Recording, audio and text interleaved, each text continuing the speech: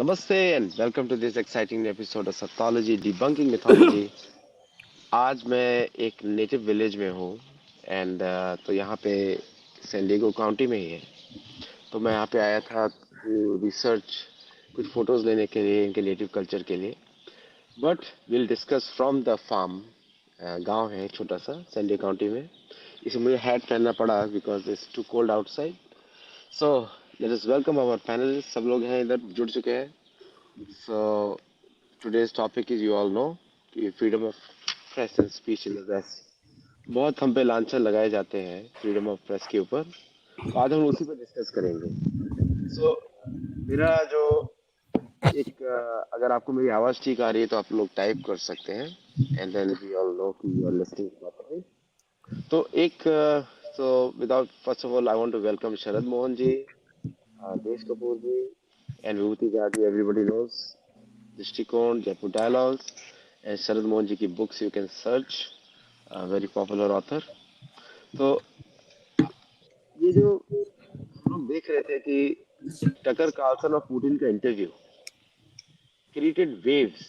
यहाँ तक कि स्टेट डिपार्टमेंट में भी आई थिंक व्हाइट हाउस ने कमेंट किया उसके इंटरव्यू के ऊपर कि don't take it seriously.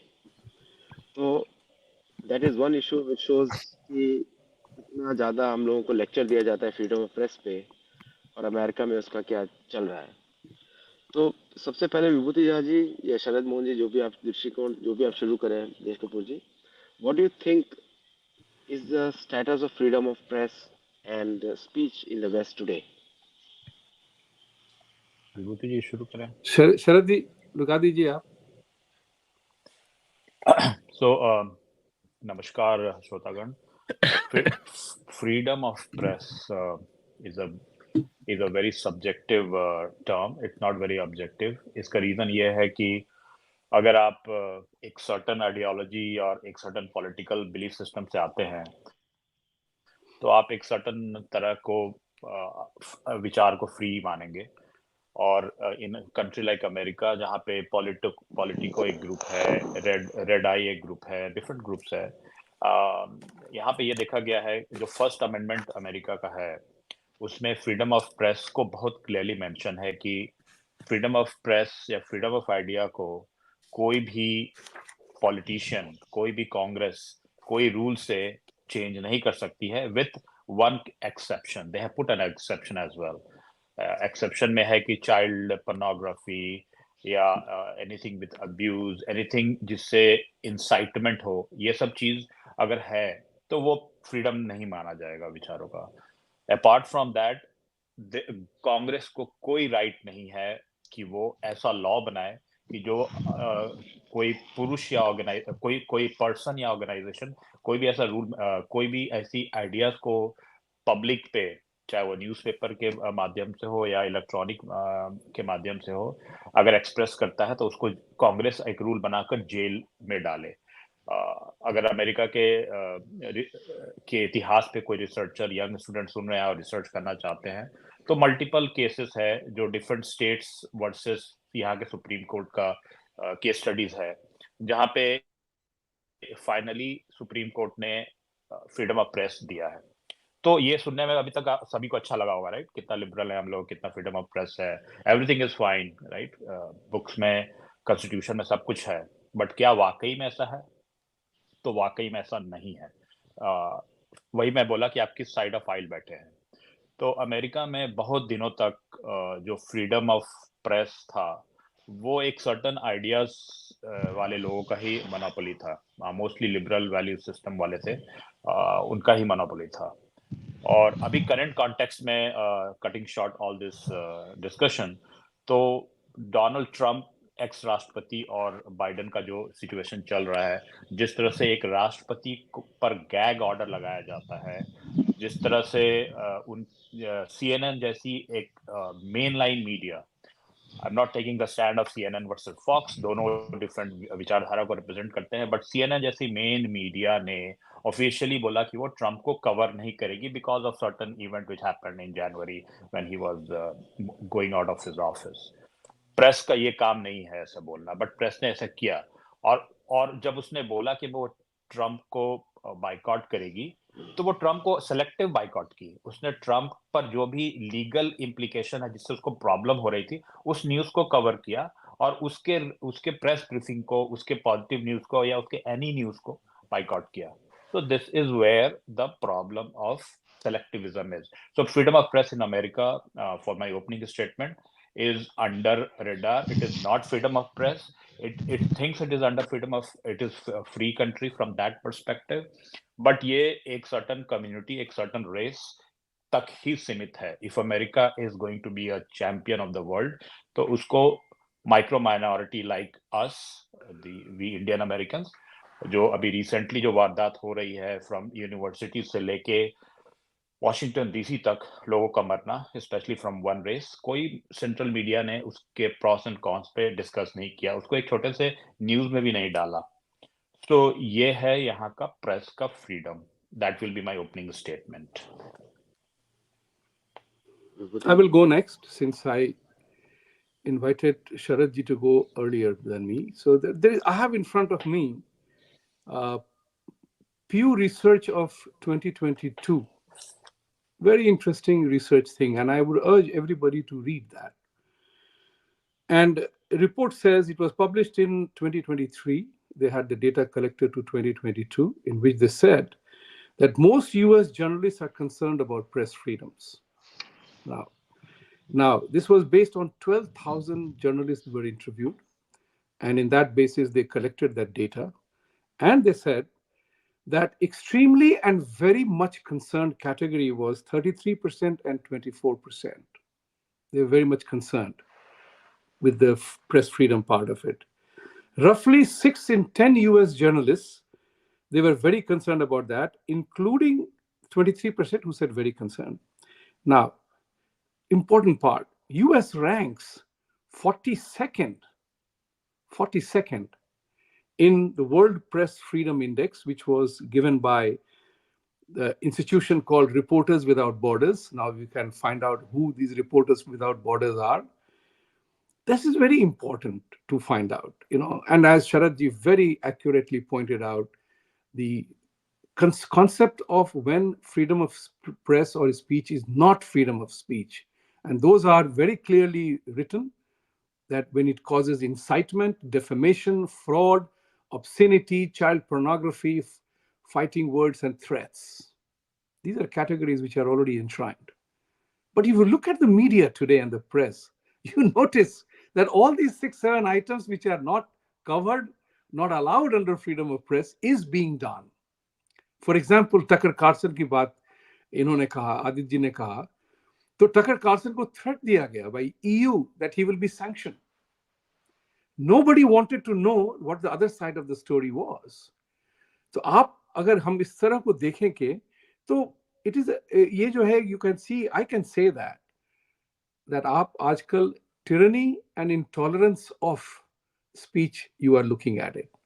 The people who are taking advantage of the freedom of speech are the ones who do not believe in freedom of speech. That's another important element. So the countries that do not believe in freedom of speech, there are 8 or 9 countries which are on the lowest index of this one, which includes Syria, Iraq, Cuba, Vietnam, China, Myanmar, Turkmenistan, Iran, Eritrea, and North Korea, in ascending order. What is the outcome you see here? That it is all about Iran's press media that the Western media covers. What Iran says gets covered, Syria and people. What I'm trying to say is that the credibility of the concept of freedom of speech is affected. You and I are affected. That's very important. You and I are affected because of a very strange phenomenon. Bada strange the phenomenon hai. Is the phenomenon is of you and I, when we are branded as Hindutva elements, we are not even allowed to speak up. Our elements don't get covered, or agar hum bolte hain, it remains in a particular side arena. We are not counted. That's what is important to consider. And you gave the example of Trump. There was a very powerful Supreme Court hearing on his debarring or delisting him from the Colorado thing. in which the Supreme Court judges, mostly liberal judges, they talked about the fact that insurrection is a very different word, it's a general word. You haven't charged him, you have not convicted him. So, how can you brand him as that? So, there is a lot of conversation happening in America. I think Trump is testing that entire thing. There is a black commentator, Dave Chappelle. He was cancelled because of his right of center views. And in one of the stand ups, he said that you know why Trump is popular? Is because he alleged that our system is rigged. So when he was asked why the system is rigged, give the evidence, he said, I'm the evidence. I'm using that system. So the point is that people are recognizing these elements, and the press and the media, you have seen, I think Sharadji pointed out very accurately, that CNN chose, MSNBC chose to debar Trump from being covered.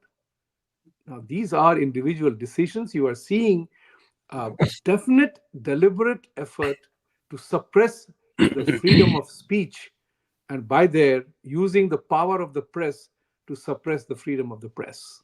That will be my opening. Thank you. Desh Kapoor ji. Namaste. Thank you for calling me again. So, it's point पे about the freedom of expression, right? And एक minute, Deshji. एक minute, Deshji. Is you don't have to thank Aditji for calling you again. You are part of the five, whether you like it or not. You have a choice to walk away. You have the freedom to walk away, but that freedom is not extended to you today. अब तो देश कपूर जी गए.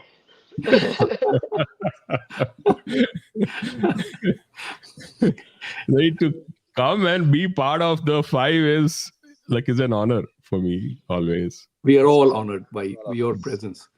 Thank you. So the freedom of expression of basically, अगर मैं journalism को लूँ, right? Journalism so journalism को हम दो parts में हम divide कर सकते हैं. एक तो होता है reporting, एक होता है opinion.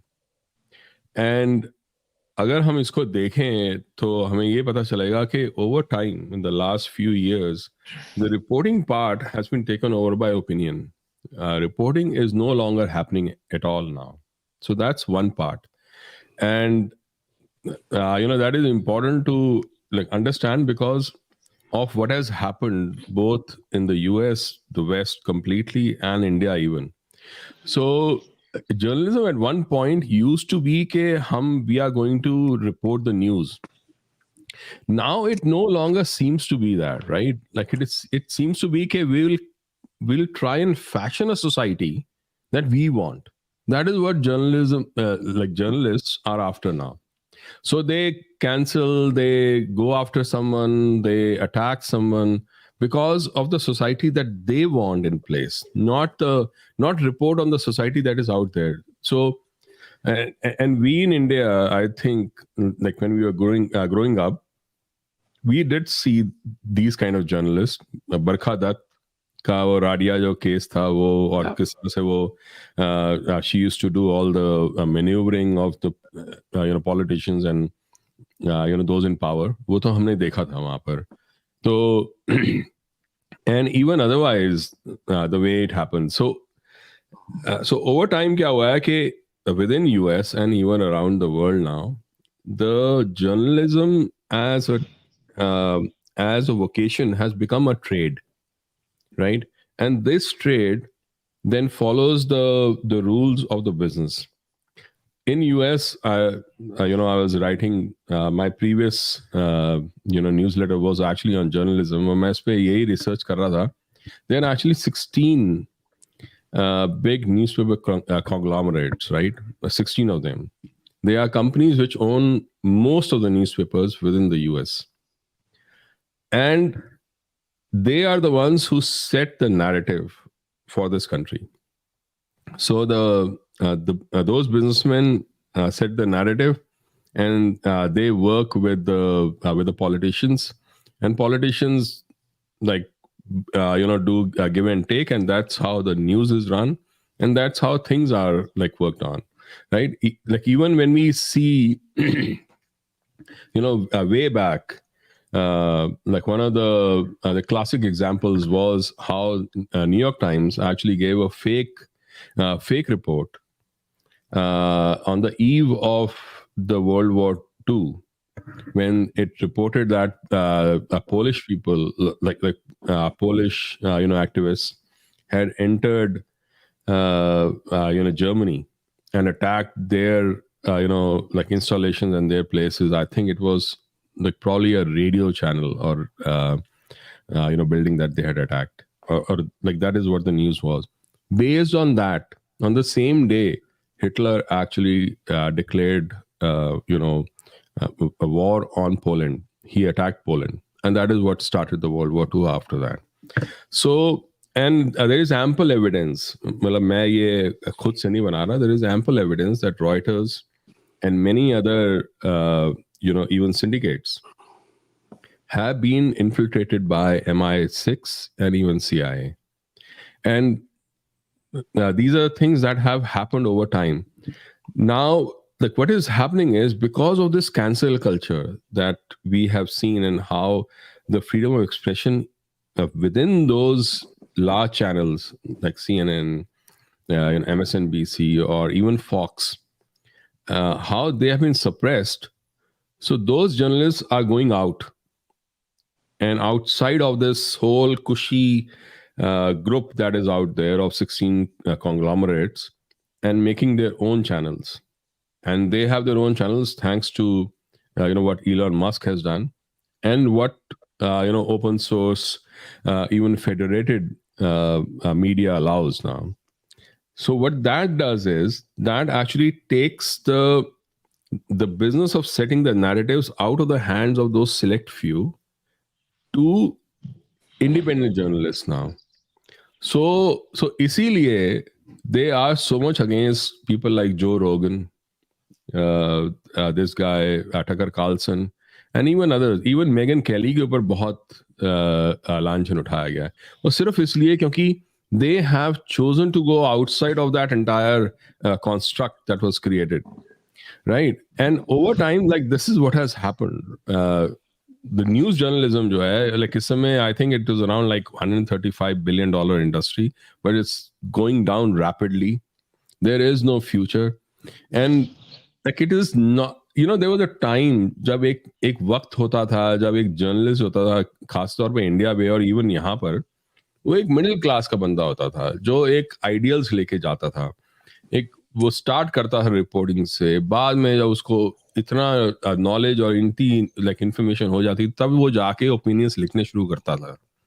आज शुरू से ही ओपिनियंस लिखने शुरू कर देते हैं लोग, और वो क्या हुआ है कि एक क्लास स्ट्रगल बन गई है कि अब ऊपर से सेट होता है नैरेटिव, नीचे वाला इंसान कुछ कर नहीं पाता, वो सिर्फ वो सहता है. तो ये एक तरह का मतलब जो जर्नलिस्ट है वो ये कह रहे हैं कि the whole industry is collapsing because there is a partisanship, कि भैया पार्टिजनशिप है.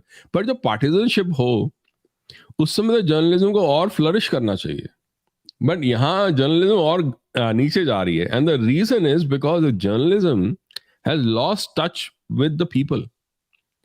लोग उनको बिलीव ही नहीं करते, लोग उनको ट्रस्ट ही नहीं करते कि वो जो कह रहे हैं वो सही भी है. इसीलिए उन्होंने पूरी तरह उसको डिस्कार्ड ही कर दिया है. इसीलिए Tucker Carlson probably has more views on Twitter than he ever had on Fox, because now they can say okay ये बंदा तो इंडिपेंडेंट है, ये बंदा अकेला आ रहा है, हम इसको बिलीव कर सकते हैं. अब फॉक्स का ऊपर से तलवार नहीं है इसके सर पे. तो that is why independence in journalism has such a big premium now, and that is why these guys like Hillary Clinton, जो उसको टकर कार्लसन को puppy dog बोल रही थी, for going and interviewing Putin. And by the way, like this whole narrative के Russians ने ही Ukraine कराया और ये सब, this is all nonsense, because this is all their narrative. Chicago के जो प्रोफेसर हैं John मर्शाइमर, he is a distinguished guy. And he has said very clearly, it was all West's, doing. And this is exactly what Putin has also said. So, there is ample evidence, ample facts, like from scholarly people to say that this whole thing was created by the West. And there are वो मैंने भी काफी इस पे research की है, काफी लिखा भी है, who are the people who are behind it and all those things. But and John Mearsheimer says almost the same things, that these are the people who are involved and like this is how it was like managed and all those things. And Putin is reiterating exactly those things actually. So ये एक ना war हो गई है of people who want to control and those people who do not want to be controlled anymore, मेरे नजर में. मेरे इसमें एक व्यू क्या रहेगा विभूति जी कि अ, हमको काफी इतिहास में जाना पड़ेगा एंड आई थिंक देश कपूर जी ने भी टच किया. पहले क्या होता था कि मैं वापस अपने पेट टॉपिक पे आता हूँ, महाभारत पे. और पुराने अपने इतिहास में ब्राह्मणों का रिस्पॉन्सिबिलिटी होता था कि सच बोले और लोगों को बताया कि राजा ने क्या किया है. मतलब ये काम नहीं था किसी का कि हम उपद्रव क्रिएट करें या फिर लोगों के अंदर उत्तेजना जागृत करें, वो काम नहीं था. अब क्या हो गया है कि मैं अमेरिका का भी बता रहा हूँ करंट अफेयर्स में, जैसे कि एक पर्पस हो गया मीडिया का लोगों को उकसाना. अमेरिका की बात कर रहा हूँ सिर्फ, और भारत में भी यही चल रहा है क्योंकि भारतीय मीडिया उसको फॉलो करती है या फिर मोस्ट ऑफ द भारतीय मीडिया का टाई अप है अमेरिका के साथ, वो भी वही फॉलो करती है. और लोगों को वो बात बताना जो अमेरिका बोलना चाहता है. जैसे हिंदुस्तान टाइम्स का HT ट्वीट्स का एक हैंडल है, वो वही एजेंडा उसी पे बात हो, उसका ट्वीट सारे इसी होती है कि it is a one sided view of the entire scenario. एक वो मैंने एग्जांपल लिया आपके सामने, और काफी प्रोमिनेंट न्यूज़पेपर है भारत का. और दूसरे जो मीडिया हाउसेस हैं, और आई थिंक ये बीमारी यूट्यूब पे भी आ चुकी है, many channels run on propaganda basis और उनके speaking points are based on what is given in the toolkit एक सोशल मीडिया पे भी छा चुका है. और कभी कभी ऐसा लगता है कि एक जानबूझ के लोगों को गुमराह करने का ये प्रयत्न है, साजिश भी है. अ, कहीं भी अमेरिकन मीडिया में मैंने आज तक जब सभी अमेरिकन की बात होती है, नेटिव अमेरिकन की बात कहीं देखी नहीं है. क्योंकि आज मैं नेटिव अमेरिकन के एक गांव में हूँ एक, और मैं इन लोगों के साथ हूँ देखने, इनके समझने के लिए, इनका भोजन, इनकी भाषा और इनकी पूजा पद्धति, ये क्या करते हैं. और मुझे बुलाया भी गया इन लोगों ने.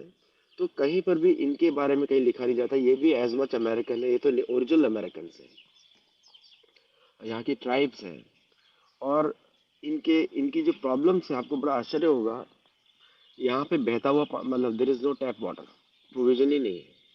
तो they have to drill wells in the end get the water. Electricity भी इनको खुद जनरेट करनी पड़ती है, यहाँ तक इलेक्ट्रिसिटी भी नहीं है. ये अमेरिका की बात कर रहा हूँ मैं, सिर्फ 100 मील दूर सैन डिएगो से. तो तो ये इस तरह का जो अभी ये इंसिडेंट्स तो कहीं नेशनल मीडिया दिखाई नहीं जाता है कि क्योंकि जो अमेरिकन मीडिया में दिखाते हैं वही दिखाते हैं जो सेटलर इकोनॉमीज में जो चलता है, जो सिटीज बेस्ड है, हॉलीवुड बेस्ड है या मीडिया बेस्ड है. तो there is a big lacuna कि representation of everybody in America is severely lacking in the national media. Fox News, CNN और ABC और ये सब जो चैनल्स है, CNBC, ये एक नैरेटिव पे चलते हैं जो कि only connected with the European American और सेटलर डिसेंडेंट्स. और जैसे हम और आप जब बात कर रहे हैं, शरद जी ने शुरू में पॉइंट उठाया था उसके ऊपर कि इतने सारे इंडियन अमेरिकन स्टूडेंट्स की हत्या की गई यहाँ पर, एक भी नेशनल मीडिया ने इसको कवर नहीं किया. एंड दिस इज, और वो तो नेशनल इंडियन अमेरिकन की बात है, वो रिसेंट इमिग्रेंट्स है. नेटिव अमेरिकन का तो इतने भयंकर इश्यूज हैं कि पोस्ट बॉक्स, जो USPS की जो गाड़ी है, जो पोस्ट ऑफिस की गाड़ी है, वो यहाँ से 4 मील दूरी पे आती है. और रजिस्ट्रार ऑफ वोटर्स में एक सिस्टम बना हुआ है, रजिस्ट्रार ऑफ वोटर्स में, कि आपके घर पे अगर वोटिंग आपके घर पे डायरेक्टली पहुंचना चाहिए, पोस्ट बॉक्स को डिलीवर नहीं करते मेलिंग बैलेट्स को. मतलब इनको इलेक्शन से भी डिसएनफ्रेंचाइज कर दिया गया है. ये अमेरिका की बात कर रहा हूँ. और भारत में हमारे जो राष्ट्रपति हैं द्रौपदी मुर्मू, वो तो आदिवासी, मतलब आदिवासी बोलना भी खराब बात है, जो हमारे मूल निवासी भारत के, वही उसी कम्युनिटी से आती है.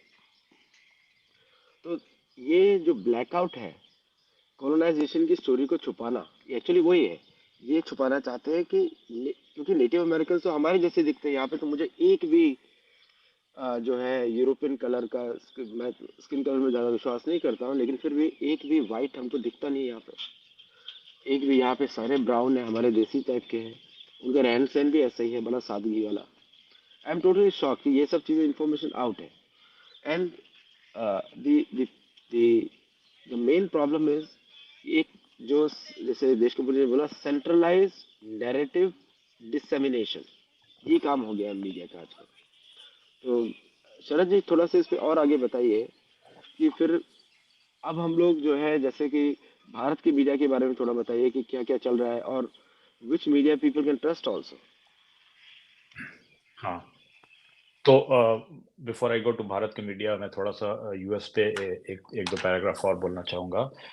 जब मैं इस कंट्री में आया अर्ली 2000 में, अब ऑलमोस्ट 24 साल हो गए मेरे, तो आई वाज वेरी हैप्पी। उस समय बिल क्लिंटन जी थे, वो भारत का दौरा कर चुके थे शायद, और इंडियन पार्लियामेंटेरियंस उनके साथ फोटो खिंचाने के लिए इन द इंडियन पार्लियामेंट एकदम जिस तरह की कोई फिल्म स्टार आ गए उस तरह से एकदम मतलब एक्साइटमेंट क्रिएट किए थे। And Vajpayee was the prime minister of India at that time. फिर मैं आया यूएस, मैं व्हाइट हाउस गया। आई रिमेम्बर व्हाइट हाउस में जाओ तब भारत के झंडे लगे हुए थे। वाजपेयी जी का उस समय ट्रिप होने वाला था, उसके एक दिन पहले मैं गया। उस समय 9/11 नहीं हुआ था, तो व्हाइट हाउस के अंदर आप जा सकते हैं, पूरे अंदर बेडरूम, प्रेसिडेंट का रूम सब मैं देखा। वो वहां पे सब अलाउड था उस समय तक। I was so happy. उसके बाद होता है इलेक्शन, राइट।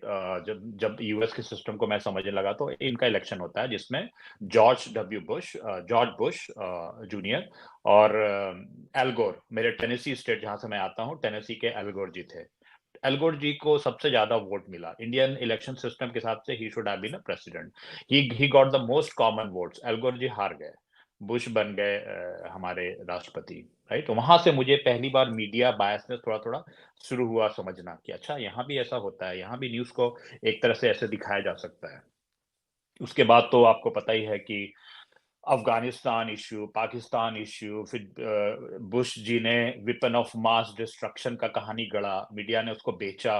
डेमोक्रेसी का सिटाडेल अमेरिका ने के जनता ने उसको बाय किया, पचाया। और इसके साथ शुरू हुआ फिर हम सब जानने लगे कि मीडिया यहाँ पे कैसे नैरेटिव क्रिएट करती है, जैसा आदित्य जी ने बोला।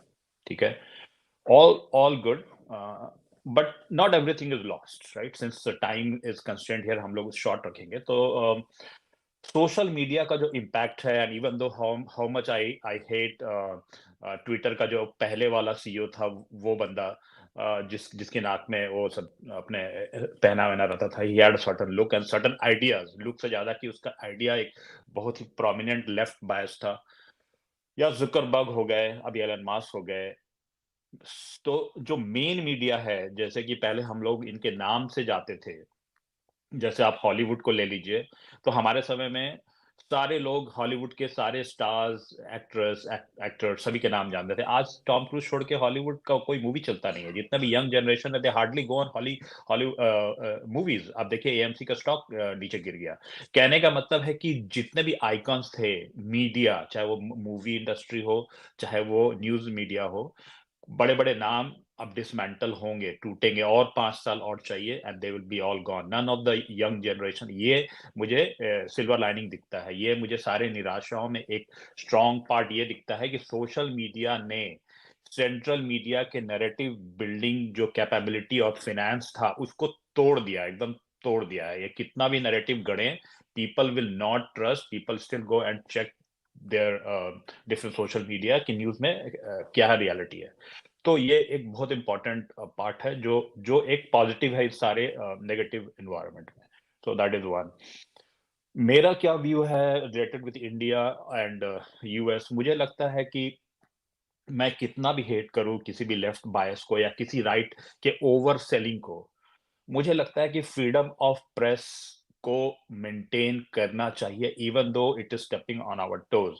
चाहे वो कभी भी सुप्रीम कोर्ट, किसी भी जज या किसी भी पॉलिटिशियन को हम वो पावर ना दें कि वी सिटीजन, हमारे सिटीजन के पास एकमात्र जो टूल है which is to express our ideas, that should be in the hand of these policy makers, चाहे वो कितना भी tough हो. And that is why in Indian context, even though I don't like the guy like Kanhaiya Kumar, like Ravish Kumar, I think कि उनका भी एक space होना चाहिए.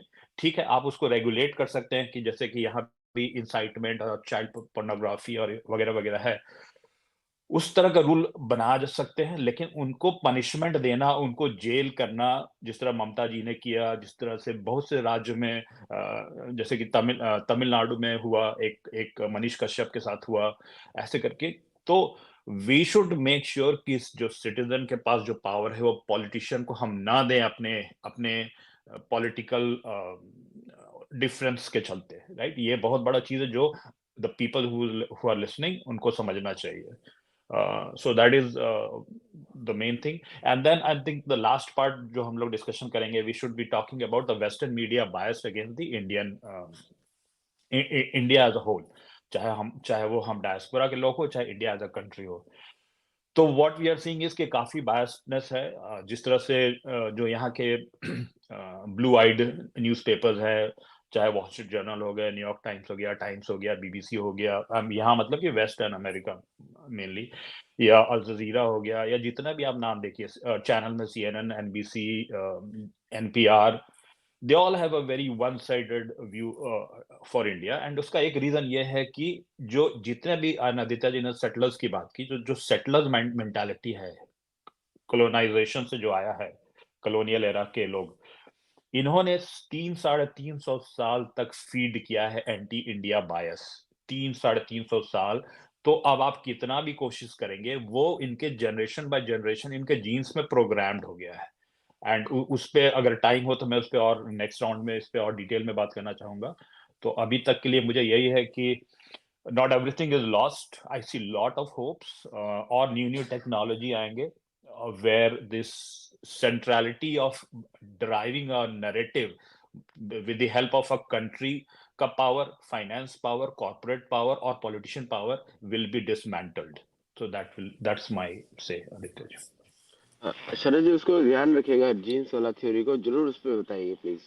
विभूति जी प्लीज. या मैं सबसे पहले मैं एक बात की मैं चाहूंगा कि हम सब जो यहाँ हैं और श्रोतागण भी, दर्शक भी, आदित्य सत्संगी जी को तालियों से सब मदद करें, क्योंकि इन्होंने जिस तरह से बीड़ा उठाया है नेटिव लोगों के बारे में चर्चा करने की, ये बहुत ही इम्पोर्टेंट सा चीज है. This is a part of the process of the free press and expression and telling the truth. जी, एक चीज है ना कि जैसे देश जी ने दो चीजें कही थी, journalism, reporting and opinion making. At this point in time Aditya Satsangi ji native की जो बात कर रहे हैं उसमें रिपोर्टिंग भी है एंड ओपिनियन भी है, क्योंकि ये अफेक्ट करता है हम और आपको भी, because we were victims of colonial rule. Still so many Indians here are victims of colonial rule कि हमने एक पार्टी को सपोर्ट करना शुरू किया तो हम उसके साथ वेडेड हो गए हैं. हम दूसरी तरफ देखते ही नहीं है. Very important. दूसरी बात है कंट्रोल और डोमिनेशन, जैसे देश जी ने कहा था, is the at the root of every action and institution building, which the West does fabulously well. You got to applaud them for that. They created the institutions to control and dominate a narrative, to control and dominate the storytelling. And as a famous statement, words are more powerful than swords, right? Remember that part. So they build the narratives on that occasion. Getting the story right, that be damned. And I wanted to say something here, to give the example of today. You remember what Tucker said about Putin interview. He said, I want to know the other side of the story as well. We are being fed, and since he was part of the system, he knew what was going on. It's not about opinion. He was concerned about it. What we are witnessing is the CNN or MSNBC variety, we will not cover Trump at all. We don't want to cover the opposition at all. Everybody must believe what we say. So Trump ka jo interview tha with Sean Hannity, in which he asked this particular question, because the narrative of the unholy alliance of the elitist, leftists, and Islamists says that Trump is a dictator and they put Modi in the same category, right? Dictator. जब Sean Hannity ने ये सवाल पूछा था कि are you going to be a dictator, तो आपके ऊपर एक्यूजेशन है, I was hoping that he would say just no, because there are certain things you don't joke with. He tried to make light of it by saying, I will be a dictator on day one, to dismantle a few of the actions that Biden would have done. You know, he needn't have said that. He needn't have said that. He had the executive order to authority to do that, just as Biden did everything about immigration with an executive order. But look how it got translated. Adam Schiff, आपका congressman है आदित्य जी, और वो senator बनने की कोशिश कर रहा है. तो he said on Bill Maher program, here is an important part for everybody to recognize. Very important. On Bill Maher show, Adam Schiff said, Trump has said that he will be a dictator from day one. What did Trump say? I will be dictator on day one. And he was joking about it because he has executive authority to do whatever he wants. But Adam Schiff put the narrative that he has said that he will be dictator from day one. Look at this. From and on. One replaced the other. And look at how the meaning changes. That's what I'm requesting all the viewers to recognize, this fact that how the narrative is being built. And that's the narrative which is very key for you and I as well. So think about it for a moment. What is the global narrative about us right now? Oh, these guys are Hindutva guys, worshipping hundreds of gods. You know, I said this in a particular environment, that Hinduism is not a religion, it's a way of life, even India's Supreme Court has said. But it struck me. Islam is a way of life too. Christianity is a way of life too. What is the difference between all the three? Because you choose, you become a way of life because you follow certain doctrine, certain belief systems. Your life then becomes circumscribed and mandated and dictated by the process you follow. Right or wrong, that's not the question here. But the point is that everybody has a way of life. So why don't we call the Islamic way of life, the Hindu way of life, or the Christian way of life, right? Dictated or mandated or chosen by a particular belief system. So this is what is important for our story to go out, because we as a community is acknowledged for one thing, that we are not violence causing immigrant community anywhere in the world, whether in the name of religion, whether in our way of life. We are not responsible for any violence anywhere in the world, but we are branded as an evil called Hindutva. Think about it from that point of view. That's the issue that I would want all the viewers to think and contest and respond. If you don't, why would anybody else do it for you? Today thank God, we have the tool called media and technology, that you can flood any newspaper or any columnist with your point of view that, no, sir, you are wrong about us. And I did it in the peak of COVID. Say, for example, a narrative was kids from 8 years of age to 12th grade. We're talking about Gandhiji. Now, everybody said the same standard stuff: freedom fighter, civil disobedience, non-violence, and 99 yards of successful thing Gandhi Mohandas ji has done. But 17 out of the 20 kids also said that Gandhi was killed by a Hindu nationalist. That alerted my antenna. And I commented on that because I was a judge in that event. I said, you said about Gandhi being killed by a Hindu nationalist. That was right. But that you don't add there that he also got the punishment as per law. And he took it. It was given to him, right? But you never question or never ask the race, religion, or nationality of the man who killed Abraham Lincoln. You never do that for John F. Kennedy Jr., John F. Kennedy. You never say that for Robert Kennedy Jr. You never say that for Martin Luther King. You never ask that question for the man who almost killed Ronald Reagan. ये तो सिर्फ America की कहानी है. So why must you say about Hindu nationalists killed? That's the thing that we have to become aware of. And we have to kind of assert, and demand that no, that's not true. Because one thing is there, we all know politician lives in his own world of ardha satya. अर्ध सत्य का मतलब क्या है वो हम चारों जानते हैं यहाँ पे. हिंदुओं को इस बात की अनुभूति है अर्ध सत्य का असली तात्पर्य क्या है. It is not half truth. Perhaps we need to know more about ourselves. कि अर्ध सत्य क्या होता है. So I will say that part, that we have to use the media, the tools that are available to us, to put out our story in the right frame of reference. And that's what I would say here. Thank you. देश कपूर जी. Thank you. Vibhuti ji, आपने वो बात जो की like about the Gandhi assassination, I think the worst thing is that everybody just stops at the assassination. Right. It's about the Hindutva, this thing. They don't talk about what happened after that. Correct. How the Brahmins were attacked and how everyone was killed. And, I was actually like writing one of my newsletter on this, and like even in my book, I've been trying to research. It's very interesting कि उस समय जब ये सब कुछ हुआ, ये हुआ Jan 30th के बाद, March में there was Chintan Shivar kind of a thing that was done within Congress. और उसके जो participants थे वो थे Rajendra Prasad, Vinoba Bhave, Acharya Kripalani, Nehru and so on.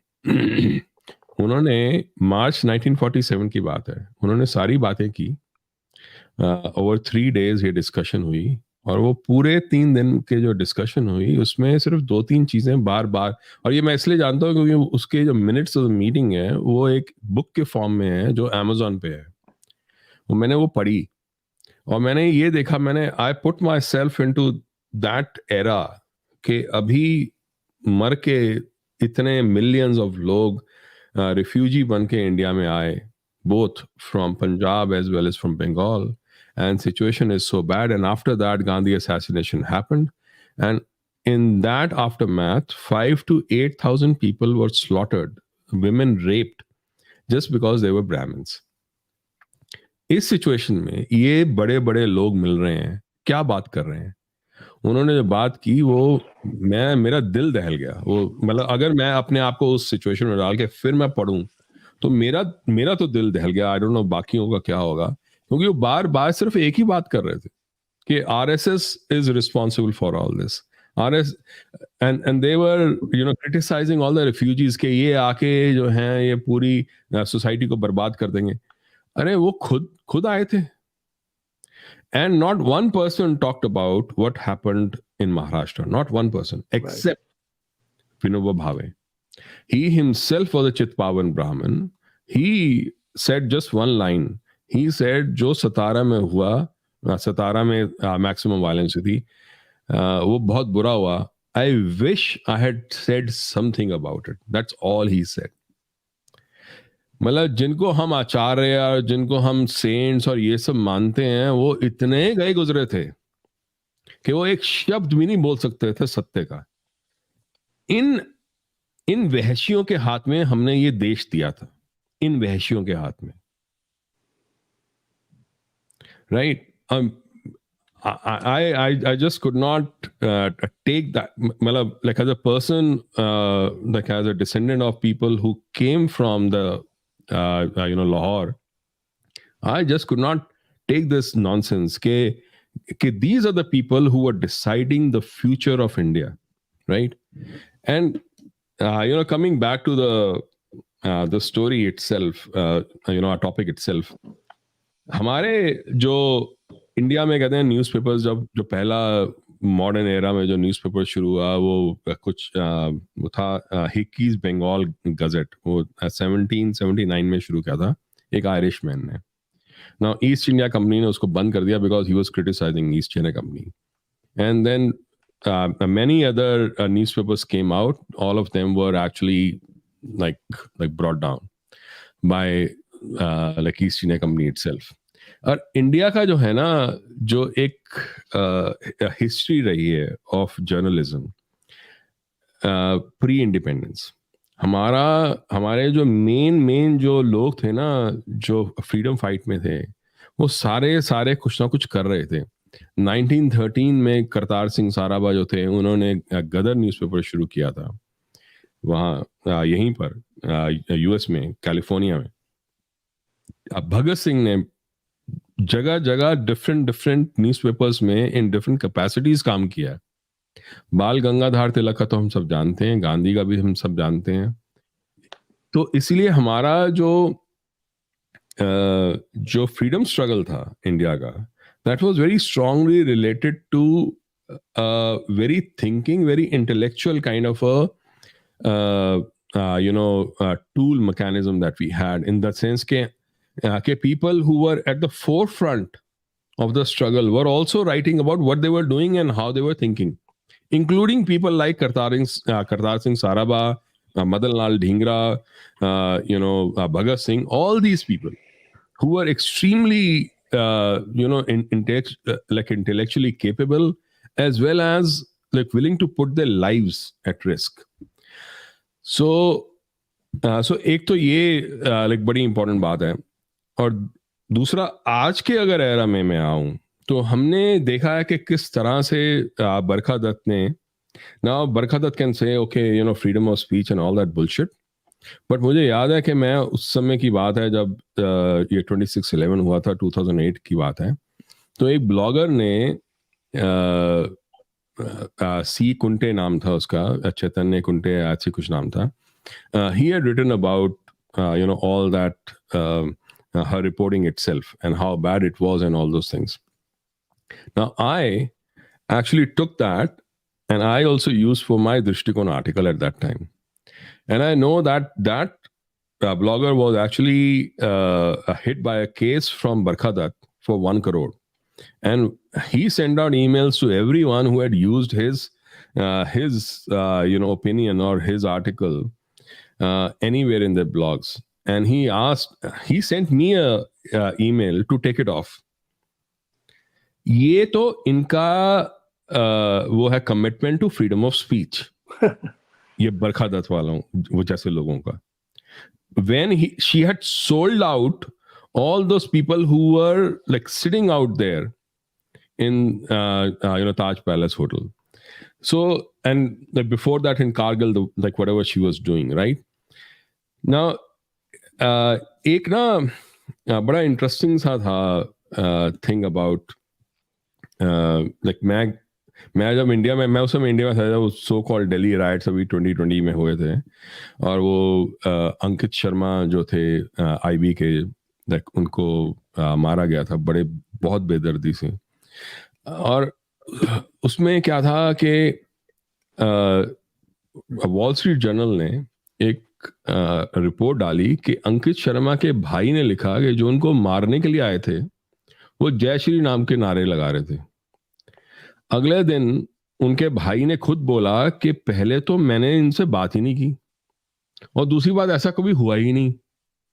तो ये रिपोर्ट क्या कर रहे थे, मतलब दूसरे लोग जो हमारे बारे में लिख रहे हैं ना, वो गलत नहीं लिख रहे, वो मनगढ़ंत लिख रहे हैं।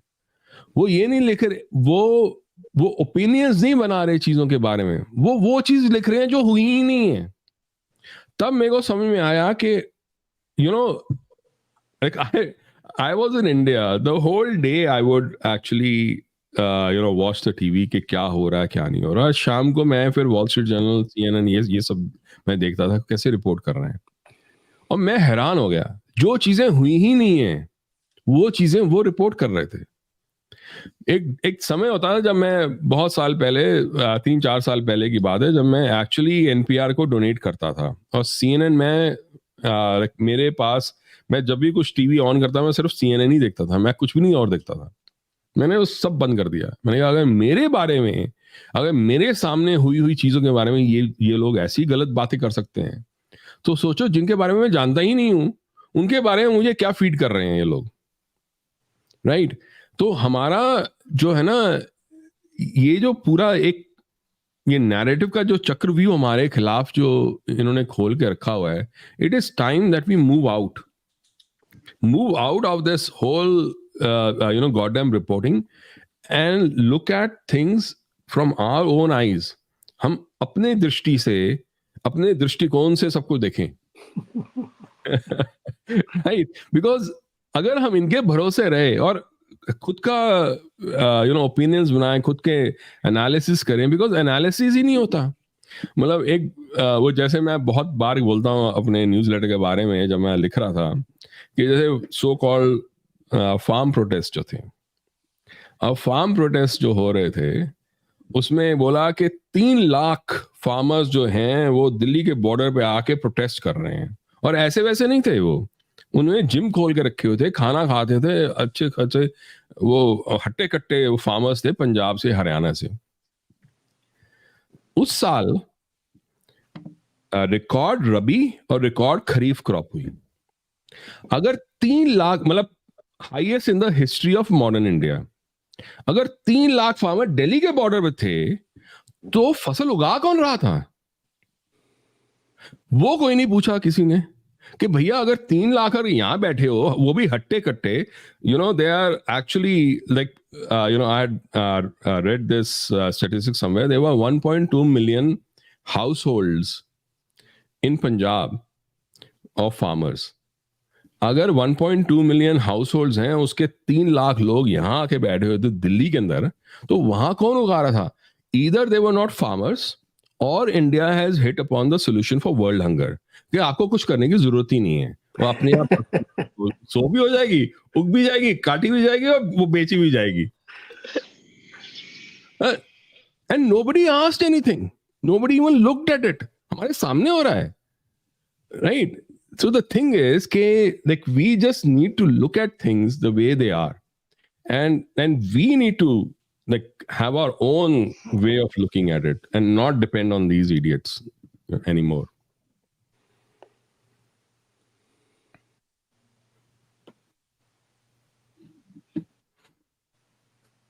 You are mute, Aditya ji. आप You are mute. हाँ शरद जी, आप बोलिए. आप जेनेटिक में भी कुछ ऐड करना चाहते थे, बिकॉज देश कपूर जी ने बड़ा भयंकर पॉइंट उठाया है, the fakeness of the information. पूरा मनगढ़ंत ही लिख रहे हैं. एक्चुअली भारत का इतिहास भी मनगढ़ंत ही लिखा गया था सारा. बिल्कुल बिल्कुल. मैं जेनेटिक पे नहीं, एग्जैक्टली वेस्टर्न मीडिया का बायस पे मैं बोलना चाह रहा था. उसके पहले मैं आई टोटली एग्री विद विभूति जी ने तो बहुत ही अच्छा बोला, वो गांधी जी वाला, और देश जी ने जो एग्जांपल दिया, सब किसान मूवमेंट, कोविड में मिस कर गया था, मुझे बोलना था कैसे वेस्टर्न मीडिया ने कोविड को हाइड किया था. तो totally agree with it. One thing probably that will be a separate debate is कि Sanatan way of life may not be what we understand is equivalent to Christian way of life or Islamic way of life. थोड़ा सा वहाँ difference है, but that will be a different discussion. एक पंथ, तो हमें समझना पड़ेगा पंथ क्या होता है और सनातन way of life क्या होता है. So that is a different concept. With that, so that is the one add which I wanted to say. एक पैराग्राफ है, very छोटा सा, बहुत quickly मैं पढ़ना चाहता हूँ. The history of the Western media reportage on India is concomitant with the history of British colonial era. Before the advent and the growth of the newspaper as a separate industry and a profession, Europeans' knowledge about India emanated from, these are the sources: travelogues, Christian missionary accounts, trading reports, bureaucratic जो भी उनका reporting होता था वो, and military writings. बस ये 4-5 चीजों के थ्रू ही western media, western Europeans India को जाने. The common theme that stands out in all this gigantic body of literature spread roughly over 300 to 400 years is sheer amount of detail. So उन्होंने एक चीज किया कि बहुत डिटेल में गए, राइट? जैसे कि उन्होंने इवन पत्तों का कलर, पत्तों का साइज, shrubs, trees, उस देश का सारा कुछ बताया, और उसी कड़ी में उन्होंने स्मार्टली ह्यूमंस को जोड़ा, इंडियंस को जोड़ा, और इंडियंस का eating habit, rituals, belief system, etiquette, food, उनका जो लिलाट, ये जो फोरहेड होता है, उसका साइज करके उन्होंने फिर उसको कन्वर्ट कर दिया कास्टिज्म में, जाति बना दिया उन्होंने, राइट? बहुत स्मार्टली उन्होंने अपने ज्ञान को वहां पे डाला. और इन सारे चीज में जो मूल था वो था Sanatan, Hindus custom and religion, because 90% उस समय मोस्टली हिंदूज ही थे, right? Hindus with HINDOOS. The contempt had its root in the innate Christian bigotry against the heathens. Okay, यहीं से शुरुआत होती है पूरे वेस्टर्न मीडिया के अंडरस्टैंडिंग उनके जेनेटिक डिसऑर्डर या ऑर्डर, जो भी आप बोले, to understand a very big old civilisation like India. उसमें एक चीज ये भी लिखा हुआ है कि this element becomes very clear, they were very clear when it comes to understanding Indian Muslims के कस्टम्स, उनके कस्टम को, वो उनके रिलीजन में किस कारण से वो पर्टिकुलर कस्टम है, उसको बहुत आराम से वो समझते थे. लेकिन सनातन का कोई भी चीज को उनको समझने में प्रॉब्लम था, और nothing has change even after 300 to 400 years as of now. ठीक है, हमारे हिंदू साइड को वो ब्लैक मैजिक, सुपरस्टिशन, इविल, क्या क्या नहीं ब्रांड करते थे हमारे, and that involves our scriptures, हमारा टेम्पल्स, हमारा स्कल्पचर्स को ना समझ के उनको नग्नता के साथ जोड़ देना, राइट? कुछ भी नहीं बदला है 300 सालों में. और ये सिर्फ ब्रिटिश ही नहीं किए थे इंडिया में. स्पेशली विभूति जी को पता होगा, जब इंडिया में मेन प्रोविंस जो था उस समय बंगाल प्रोविंस था, जो कि लीड कर रहा था, सारा ट्रेडिंग वेडिंग सब वहीं से होता था. एंड बंगाल प्रोविंस मीन्स की काफी बड़ा रीजन था, और उड़ीसा था, बिहार, झारखंड, कुछ पार्ट ऑफ असम, कुछ part of UP, but it was huge province, the Bengal province. British से पहले वहां पे डच आए, आई थिंक आयरिश का आपने मेंशन किया, डच आए, फ्रेंच पटना से परफ्यूम का व्यापार करते थे. फर्स्ट परफ्यूम वहीं पे बनाए, फर्स्ट सोप वहां पे बनाए, और वहां से वो बाय शिप रिवर से, गंगा से होके बंगाल से फिर वो यूरोप जाता था.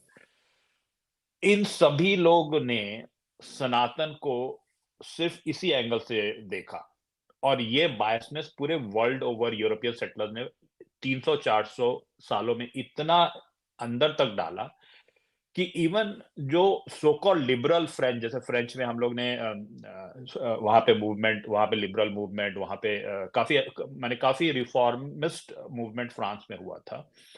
उसके बावजूद भी जो वहां पे बैठे हुए यूरोपियन है, वो इंडिया को सिर्फ इन्हीं 4-5 माध्यम जो मैंने शुरू में बताया उनके थ्रू उन्होंने इंडिया को समझा. And they were uncritically swallowing all this narrative fed to them for very long time.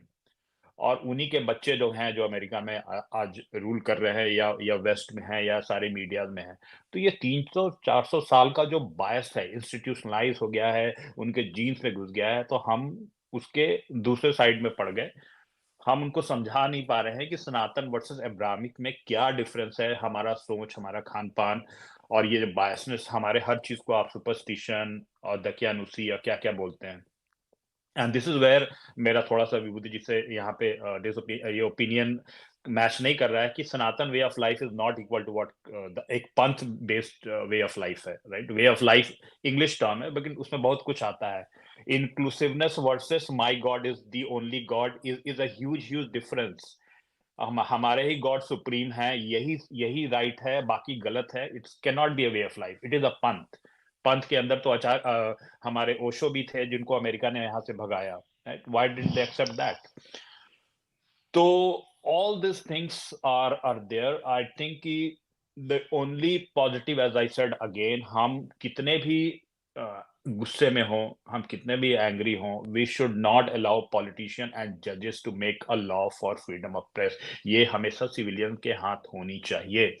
हम लोग बरखा दत्त, रवीश कुमार, अजीत अंजुम, और यूएस में आ जाइए तो इंटायर MSNBC, NPR न्यूज, जो 24 घंटा रेडियो पे लेफ्ट लिबरल का गाना गाते रहता है. और every college and institution in America, every kids in America, चाहे वो स्कूल का हो, कॉलेज का हो, they are so much left because of this continuous feed. इनको आप कैसे हटा सकते हैं? आज अगर हम पावरफुल हो गए और पॉलिटिशियन को दे दिए, कल को इनको हटा देगा, तो कल को उधर से भी एक पॉलिटिशियन आएगा जिसको करेगा. तो मुझे लगता है द बेस्ट इज की यूज ऑफ टेक्नोलॉजी. सैटोलॉजी टाइप के मीडियम, दृष्टिकोण type of medium is very important. ठीक है, इनिशियली फाइनेंशियल चैलेंजेस होता है, but these medium with new idea, हमेशा फ्रेश आइडिया, न्यू आइडिया का एक्सेप्टेंस रहा है. That is why startup industry इतना अच्छा करता है to come out with the product. तो सारे का घोर मट्ठा ये है कि ये युद्ध कंक्लूसिव नहीं है, ये लड़ाई चलती रहेगी। भारत के साथ प्रॉब्लम यह है कि Bharat has always been very, वो सेल्फ से बाहर निकल नहीं पा रहा है। मुझे लगता है कि उसको बाउंड्री क्रॉस करके जाना पड़ेगा। वो कृष्ण को भूल गया है। कृष्ण ने भी बोला कि बाउंड्री क्रॉस करना पड़ेगा। धर्म का ये मतलब नहीं है कि राइचियसनेस हम अपने तरफ से डिफाइन करें। उन्होंने कर्ण को भी मरवाया, उन्होंने जरासंध को भी मरवाया। आपको शत्रु को जब मारना है तो वहां पे धर्म, युद्ध धर्म को फॉलो करना है। And this is where we have to strategise. वहां पे हम राइचियसनेस पे चले जाते हैं, सभी को स्पेस देते हैं और खुद मार खाते हैं। तो दी everything has been told in Mahabharata, and that is where we have to understand Krishna in the right perspective to fight this Western media bias. आज तक हमारी जो आज पांचवी बड़ी शक्ति है, एक वेस्टर्न मीडिया आउटलेट को खरीद नहीं पाई और उसको एक्सपैंड नहीं कर पाई। अल जजीरा आया, हमारे सामने पैदा हुआ और इतना बड़ा हो गया, और आज तक हम बीबीसी के अंदर पेनिट्रेट नहीं किए। हम एज अ सीईओ हम वेस्ट के सारे कंपनीज में घुस गए, लेकिन अभी तक हम मीडिया में नहीं घुस पाए। क्यों? This is a question to all Indian American. हमारे किड्स को, अब नेक्स्ट जनरेशन वाले जो बच्चे हैं, जनरेशन एक्स भी आ गया है, जनरेशन आई थिंक प्रो या अल्फा भी आ गया है, कुछ ऐसा आ गया है।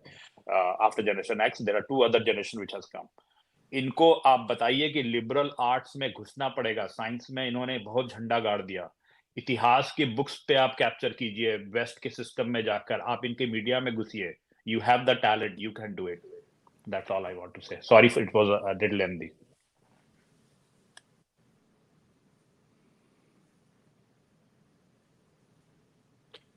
मैं भी एक चीज ऐड करना चाहता था about this foreign media and वो इंडिया का जो एनालिसिस है। एक ना ये बात हुई थी, बर्नी सैंडर्स ने की थी जब Bernie Sanders was running for the president. तो उसमें क्या हुआ था कि he used to like if you remember he was bringing up the whole topic of कैसे Amazon जो है like it was not paying a single dollar in tax in the US because it had offshore things. तो उसने suddenly देखा, जब उसने ये बात करनी शुरू की, कि Washington post had suddenly started attacking him. Suddenly एकदम चेंज हो गया था। तो उसने कहा कि ये वॉशिंगटन पोस्ट इसलिए मुझे अटैक कर रहा है क्योंकि मैं अमेजोन को अटैक कर रहा हूँ, क्योंकि जेफ बेजोस ने ओन कर लिया था वॉशिंगटन पोस्ट तब तक। तो वॉशिंगटन पोस्ट के एडिटर ने उसको रिटॉर्ट करते हुए बोला कि जेफ बेजोस जो है like he doesn't run our editorial practice, it is we who do that. तो उसने एक बड़ी इंटरेस्टिंग बात बोली। उसने एक वो उसमें था, अपना स्पीच दे रहा था, बड़ी इंटरेस्टिंग बात। उसने बोला कि I know that Jeff Bezos doesn't get up early in the morning and tell the Washington Post what to write and what not to write. It's the framework that matters. That framework tells them what to write and what not to write. And this is very important because अगर आप देखो, जब 2014 से पहले कांग्रेस ने actually ये announce कर दिया था कि वो रिटेल के अंदर, लार्ज रिटेल में जो फॉरेन कंपनीज हैं उनको अलाउ करेंगे। उस समय निर्मला सीतारमन ने, आई थिंक 2013 की बात है, she had said very clearly that BJP will go against it. If BJP comes, they will make sure that this rule is taken off and foreign companies are not allowed in the retail space in India. तो 2014 में जब मोदी जी आए, the first act that Washington Post did was to have Rana Ayub as its global opinion editor. And then BJP did exactly what they said. And 2019 में जब दूसरी बार मोदी जी आए, तो second उन्होंने ग्लोबल ओपिनियन एडिटर रखा, बरखा दत्त। आप मुझे बताइए, अगर एक न्यूज़पेपर रन कर रहा हूं और ओबामा की अगर गवर्नमेंट आती है and my global opinion editor is actually Steve Bannon, so what will happen? And then you say like I keep Steve Bannon and say, oh no, I am being neutral, like I don't tell like my news editor was like what to write. Of course you don't. But of course you do. So this is how they play the game. और वो शरद जी ने बड़ा अच्छा बोला कि हमने अभी तक इनको मीडिया में खुद की प्रेजेंस नहीं रखी. बहुत बहुत सही बात है, क्योंकि मतलब आप ये सोचो कि जेफ बेजोस, मैंने एक्चुअली ये किसी को भेजा था जो वो रिलायंस में भी काम करता है कि देखो लाइक इंडियन जो ये हैं जो बिलियनर्स हैं, they are sitting ducks. Jeff Bezos भी बिलियनर है, ये मुकेश अंबानी भी बिलियनर है. Now this guy writes like has a newspaper and says all kinds of things about Reliance. This Jeff Bezos guy uses one small technical thing and like from the courts in Singapore and tries to take over Big Bazaar. और उसमें इतनी हिम्मत नहीं हुई कि वो like उसको उठा के बाहर फेंके and like he had his own narrative. वो बेचारा रात के अंधेरे में जाके उसने बिग बाजार को बचाया अपने, जो उसने खरीद लिया था रियल एस्टेट वगैरह. मतलब आप ये सोचो, and the same thing like with George Soros and Mukesh Ambani. वो जॉर्ज सोरोस ने अपने लोगों को छोड़ा जब ये सो कॉल्ड फार्मर प्रोटेस्ट हुए और जाके उन्होंने सारे जियो के टावर्स जो थे पंजाब में वो उड़ा दिए. भाई वो तुम्हारे घर में आके तुम्हारा बाजा बजा के चला गया और तूने कुछ नहीं बोला. I have something to say, and I'm very glad. I'll tell you what. My statement, that way of life statement, has evoked response, and I'm glad about it. That was my purpose. I succeeded. Thank you, Sharad. एक point आप इसमें add और करिएगा कि अगर ये incident किसी white American के साथ इंडिया में होता तो वैसे मीडिया कैसे करता था. और उसमें एक और क्वेश्चन भी आप ऐड करिएगा. आप तो इस पे बात ही कर रहे हैं, हिंदुइज्म एज ए रिलीजन. और एक और मैं पॉइंट उसमें आप ऐड करिएगा कि ये जो नए जो खालिस्तानी मूवमेंट है भारत में जो हो रहा है, उसका इंडियन मीडिया पे क्या, उसको कैसे इंडियन मीडिया डिफेंड भी कर रहा है. क्योंकि Indian media toes the western line instead of defending the western attacks.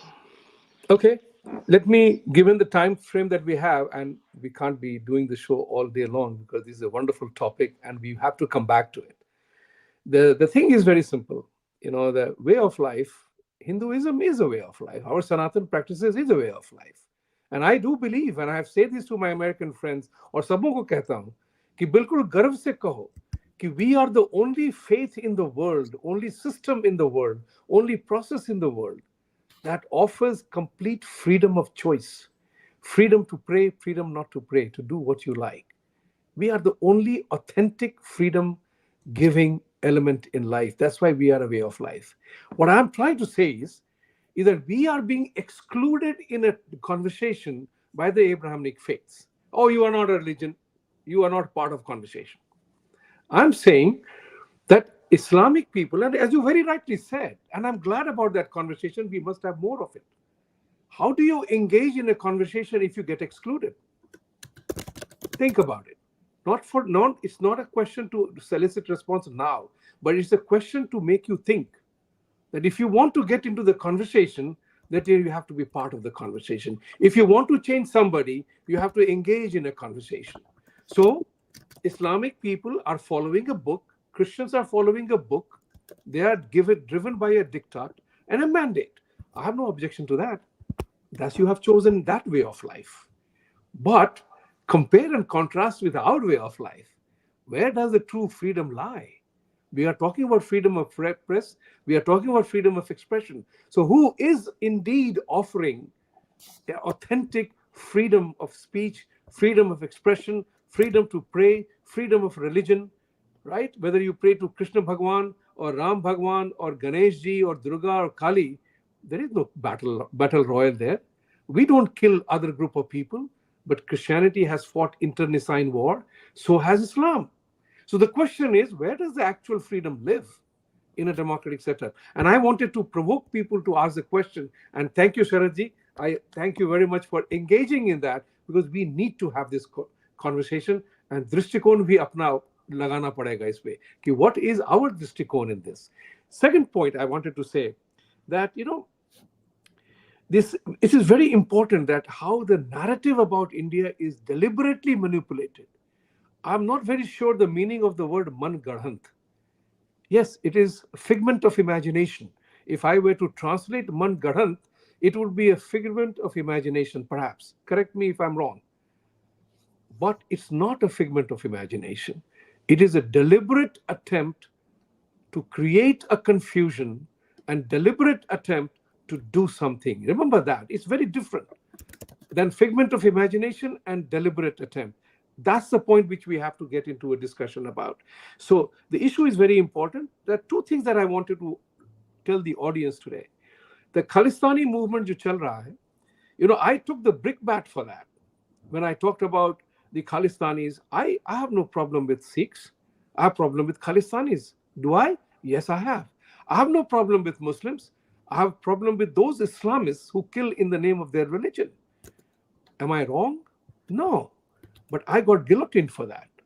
Point which I am trying to make is that there is Modi ji ने शायद सबसे बड़ा, उनके बहुत सारे महत्वपूर्ण काम हैं, उन्होंने एक काम जो बहुत महत्वपूर्ण किया, जो उन्होंने प्रेस को एक अलग जगह पे बैठा दिया, और उसका सबसे बड़ा टेस्टिमनी था अरुण पुरी का स्टेटमेंट.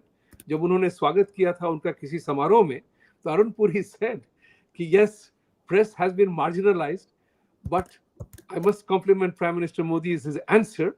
आजकल हमें वो कहते नहीं कि रूमर नहीं मिलती हैं, क्या चेंज होने वाले हैं, ये सब कुछ नहीं पता चलता.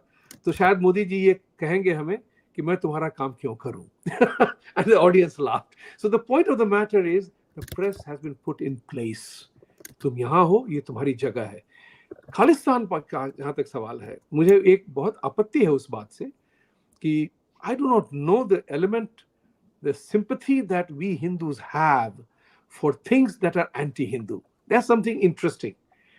So it is very important for us to kind of figure that out. And that's all I will say today. Time is running short. Shantanu ji join kiye hain. There's a welcome. He will take over when I leave. नहीं नहीं, actually we are top of the hour now, और मैं यहाँ पे बैठा हूँ अभी. मुझे यहाँ पे ये लोग इस कम्युनिटी, नेटिव कम्युनिटी का पूजा पद्धति दिखाने वाले हैं, जहाँ पे Okay. पूजा करते हैं. Okay. एक मैं जस्ट लास्ट पॉइंट बोलूंगा, शांतनु जी इस पे थोड़ा बताएं, और इसको हम अगले वीक भी हम कंटिन्यू करेंगे, तो दर्शक हमसे जरूर जुड़े. Next week also will continue the similar discussion next week also, because Desh Kapoor ji Sunday को अवेलेबल है. That's why we are doing it Sunday. Okay. So Shantanu ji, what do you think about freedom of press of US today and how Indian Americans are affected? यही इसी पे हम लोग discussion कर रहे हैं. आपको we'll take few words from you and then we will try to wrap up the show. Sure, sure. I think it's very interesting. I remember when I first came to the US. This was 1989, and very soon after there was the Gulf War was going on, and I saw this CNN reporter who had come in, and he was covering the civilian damage that the US bombing was doing in the Gulf War. So, this is CNN, big coverage. And everything, of course, you watch these news channel, everything repeats on the half hour or something. The whole same track plays again and again. So the whole same track played, but this one segment where he was talking about, I forgot the name of the reporter, he's quite famous. This one segment where he was talking about the civilian impact was taken off. So everything else was repeated except that one part, you know. So this was I just come to the US, so I got very struck by this. How is it that they're repeating everything, but they took this part out? And so the way the freedom of press worked, I think some other guest also said this, that the narrative, everybody kind of toes the narrative. Like, just now Tucker Carlson went and interviewed Putin. The question is, why did nobody else in the mainstream media for all these years go and interview Putin, right? They had all this ample freedom to go interview Putin, but they didn't, because it is like the red lines are already drawn. You say, oh, we've given them total freedom, but that freedom is already very circumscribed in terms of what they are allowed, what they will do and what they are not do.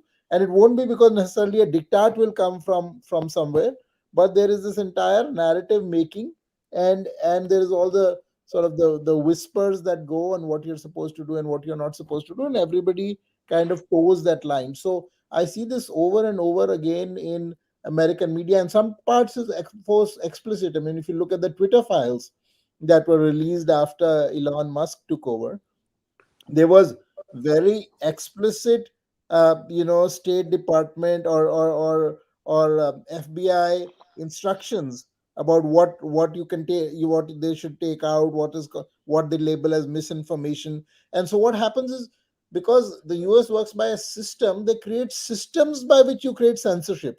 So rather than saying we are censoring this and this, now we will label it as misinformation, and now we will label it as misinformation, and then everybody will be told, if anybody says that vaccines don't work, it's labeled misinformation, dangerous misinformation, and then all of the media has to take it out, because if anybody does it, then you are promoting misinformation. So I would say there is a, जैसे कहते हैं ना, नकाब है freedom of speech का, ऊपर एक नकाब पहना हुआ है freedom of speech, freedom of press का, लेकिन the actuality is that it is highly manipulated and it is highly channelized, and following a corporate and establishment agenda, all throughout. Thank you very much and सबके लिए। और मुझे लग रहा है discussion और भी होना चाहिए, विल डू इंडिविजुअल डिस्कशंस करेंगे, बट दर्शकों को थोड़ा सा आइडिया हो गया होगा कि we as Indian American are very concern about the death of Indian American students in USA, and we are very concerned, and I hope some of our Indian American community members take up this issue very forcefully, including whatever corrective steps they can take very forcefully, all the Indian association। और भारतीयों को भी बोलेंगे कि जो भी American media से कुछ भी भारत के लिए आ रहा है उस पर बिल्कुल भी ध्यान ना दें, because they are just doing propaganda. और खालिस्तानी मूवमेंट का जो प्रोटेस्ट को वापस रिवाइव करने की कोशिश की जा रही है, इस पर मैं अलग से शो करूंगा देश कपूर जी के साथ, शरद मोहन जी के साथ, विभूति जी के साथ, and will next week will discuss that again. So thank you all very much. और मुझे भी यहाँ पे बुलाया जा रहा है and there is a ceremony about to start, तो मैं इसका वीडियो आपको जरूर दिखाऊंगा। And you will be shocked to know कि नेटिव सनातनी ही है, you will be shocked to know see that. तो धन्यवाद। No surprise there. It is universal. That's why we are Sanatan. That's our way of life, actually. That's right. That's right. That's right. इसीलिए डर रहे हैं लोग native से। Thank you. Thank you. Namaste. Jai Jagannath. Thank you very much. Thank you.